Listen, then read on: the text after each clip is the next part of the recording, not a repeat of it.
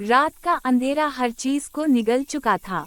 चांद की मध्यम रोशनी में दरख्तों की परछाइयां जमीन पर लरज रही थीं, जैसे कोई नजर न आने वाली मखलूक इनके दरमियान चल फिर रही हो। हवा में अजीब सी बसानत थी, किसी पुरानी सड़ी हुई चीज की बो जो सांस के साथ जिस्म में सरायत कर रही थी। रिजवान और मुस्तफी एक सुनसान सड़क पर जीप चलाते जा रहे थे। उनके चेहरों पर तनाव था, क्योंकि वो एक ऐसी जगह जा रहे थे जहां जाने वाला कभी लौटकर नहीं आया था। यहाँ आने की वजह एक पुरस्कार खत था जो इन्हें मिला था, एक पुराना बोसीदा कागज जिस पर सिर्फ एक जुमला लिखा था, अगर सच जानना चाहते हो तो आ जाओ, मगर वापस जाने की उम्मीद मत रखना। यहाँ के बारे में मशहूर था कि जो भी इस हवेली में गया वो या तो गायब हो गया या ऐसा बदला कि पहचाना ना जा सका। मुस्तफी की पेशानी पर पसीना था। हमें यहाँ नहीं आना चाहिए था, मुस्तफी ने कहा। अब वापस जाना मुमकिन नहीं, रिजवान ने बज़ाहिर मजबूत मगर अंदर से कांपती आवाज में जवाब दिया। जीप के हेडलाइट्स ने अचानक सामने कुछ जाहिर किया। कोई सियाह धंधला साया सड़क के बीच खड़ा था। मुस्तफी ने घबराकर ब्रेक लगाई। दोनों सकते में रह गए। जब इन्होंने दोबारा देखा तो वहां कुछ नहीं था।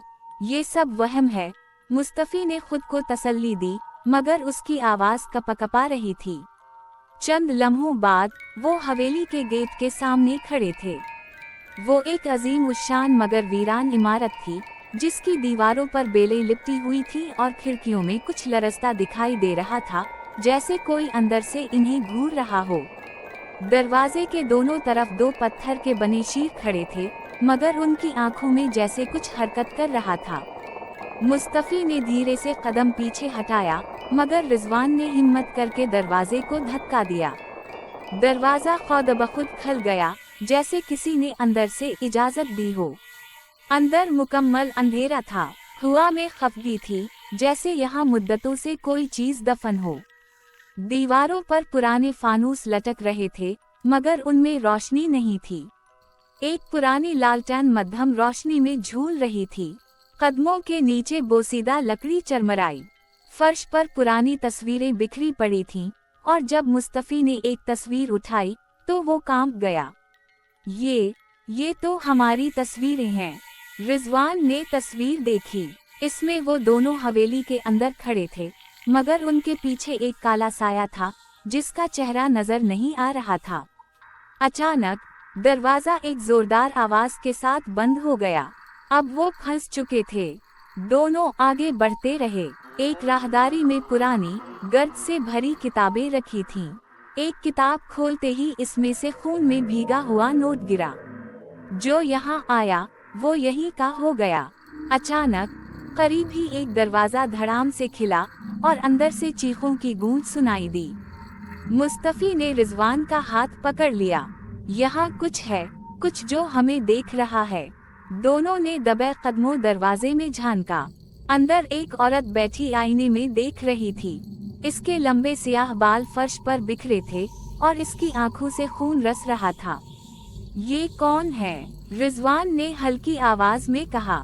जैसे ही औरत ने आईने में उनकी झलक देखी, इसकी गर्दन गैर फितरी अंदाज में घूम गई। तुम आ गए, उसकी आवाज किसी और दुनिया से आती महसूस हुई। अचानक उसने जोर से चीख मारी और पूरा कमरा लरजने लगा। दीवारों से साए निकलने लगे और वो दोनों भागने लगे। हर दरवाजा बंद हो चुका था। मुस्तफी ने एक दरवाजा खोलने की कोशिश की, मगर दरवाजे के पीछे कुछ जिंदा चीज थी, कोई जो घुटनों के बल चलकर दरवाजे के दूसरी तरफ आ रहा था। हंसी की आवाजें गूंजने लगें।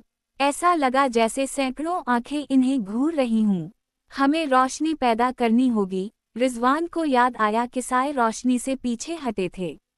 इसने जेब से माचिस निकाली और करीब रखी एक पुरानी लकड़ी को जला दिया। जैसे ही आग भिड़की, कमरा चीखने लगा।